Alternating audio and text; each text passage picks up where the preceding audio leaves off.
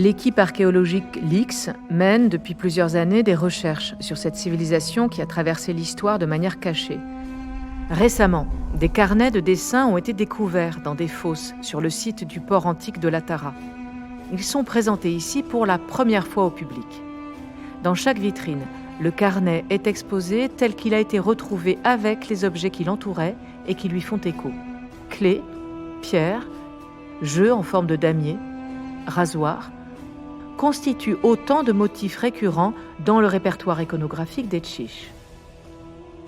Des analyses ont montré que l'encre utilisée est composée de laine noire calcinée, d'abord travaillée en pâte avant d'être transformée sous forme liquide. Des pratiques rituelles mettant en jeu des déclamations de poésie et des manipulations d'objets se déroulaient probablement autour de ces carnets. Symbole par excellence du savoir livresque, l'encyclopédie présentée ici donne à voir autre chose, un anti-savoir. Cette méthodologie en creux qui ouvre des failles renvoie au grec ancien « chaos », qui signifie la faille, la béance. De l'encyclopédie transformée en protubérance ouverte sortent des perles du vermani. Ce bleu-vert des profondeurs prolifère comme une sécrétion issue de fonds marins à chaque fois qu'une forme nouvelle émerge du livre. C'est par la brèche qu'elle se multiplie à l'infini et nous raconte les histoires cachées entre les pages. Les Chiches avaient l'habitude de les consommer dans des coupes en fer autour de pratiques rituelles où la céramique sphérique à facettes aurait joué un rôle prépondérant. Cet ensemble de 3 vitrines présente une collection d'objets qui sont traversés par le vermani. Cette couleur insaisissable entre le bleu et le vert, jamais totalement verte, jamais totalement bleue, fascinait les Chiches. On la retrouve à l'état naturel chez certains animaux, mais elle évoque également la puissance de la mer, à la fois attirante et dangereuse, celle des voyages et des noyades. Au fil des millénaires, les descendants et descendantes de ce peuple nomade ont rassemblé des objets teintés par cette substance. Dans cette installation, des éléments du quotidien, ustensiles, perruques, pierres, côtoient des objets transformés, comme des bouteilles qui contiennent du liquide et des ossements, des bouts de roche et des coquilles. Ce mélange reflète les croyances ayant cours chez les Chiches, en particulier celle d'un rapport au monde et aux choses en dehors de la binarité et des classements.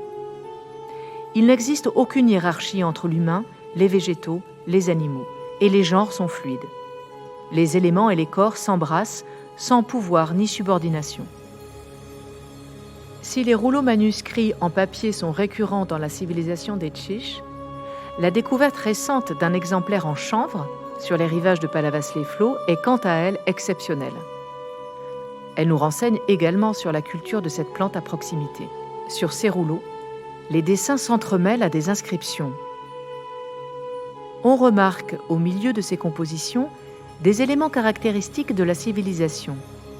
Œil, forme tentaculaire, corps non genré aux attributs anatomiques multiples, seins, doigts, possibles organes sexuels, coupes schématiques de végétaux ou d'animaux, chiffre 99, inscrit dans des cercles ou des carrés.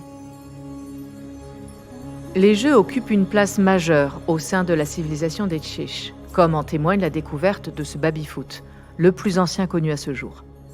Composé de bois sculpté, il comporte des formes protubérantes recouvertes de feuilles d'or.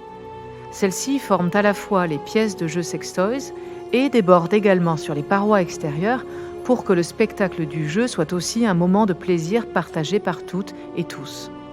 Les nombreuses inscriptions gravées sur ce baby-foot attestent de la place de choix accordée à l'écriture par ce peuple. Proche de langues très anciennes, acadien, phénicien, formes anciennes d'arabe et tamazir, elle demeure aujourd'hui indéchiffrable. Cependant, à travers le temps, les descendants et les descendantes y ont ajouté leurs traces par des extraits en arabe de chansons populaires ou d'injures inversées, transformées en chants de résistance. La puissance de cette civilisation queer, qui aime à jouer avec les mots, se retrouve également au mur, sur les 3 queues de billard en bois de châtaignier.